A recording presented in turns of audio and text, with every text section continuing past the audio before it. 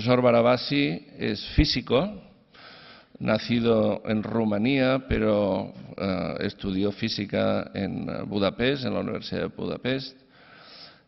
Como fellow, predoctoral fellow, fue a Estados Unidos hace ya unos cuantos años y allí hizo su carrera científica, de manera que en estos momentos es profesor, siendo físico, pero es profesor en el Departamento de Medicina de la Universidad de Harvard.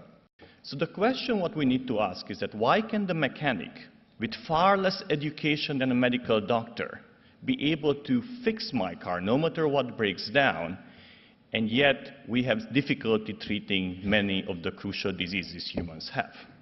What I try to convince you today, that there is a deep order behind this network, that if we can further understand, we may be able to get closer to cure diseases. Much of our existence, much of our ability to function and to be alive really depends on the networks within us and around us. So as a result, I started to think about how the internet is connected to each other, how the computers link to each other. I started to think about social networks, like this map of the Facebook users, where each node is an individual and links corresponds to Facebook friends. And I started to think about the networks within ourselves. So, and eventually my research has taken a rather unexpected direction. I started explicitly to work on human diseases. Let's go back to the cell for a second and think about how would we really apply all of this knowledge to really develop cures to diseases. And as I tried to tell you earlier, the key to the cure of diseases is really within this network, encoding how our genes and molecules interact with each other. So in order to really have a good understanding of diseases, we have to have a good understanding of this map.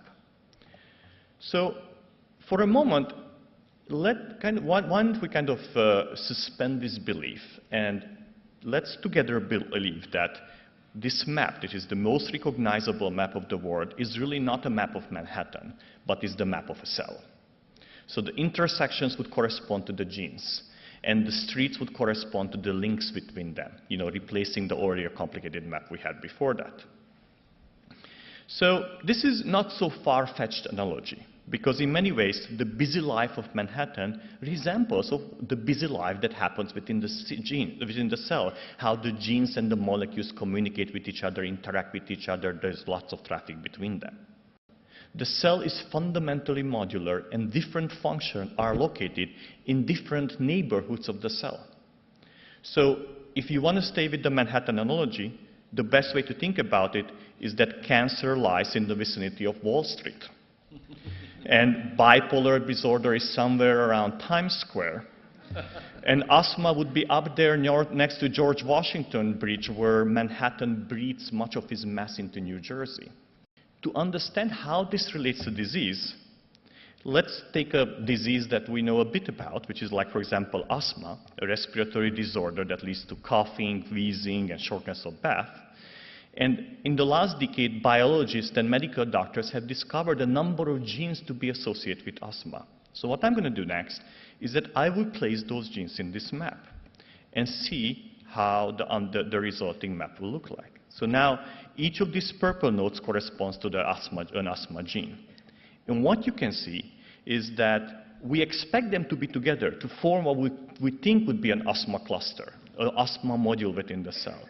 Yet, they are scattered all over the map.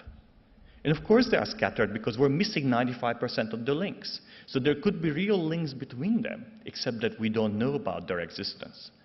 And we're also missing lots of disease genes, lots of asthma-associated genes that we have not yet discovered to be relevant to the disease. So what is that we can do to really get a better understanding? Well, obviously, we could get better maps, and that's on the way.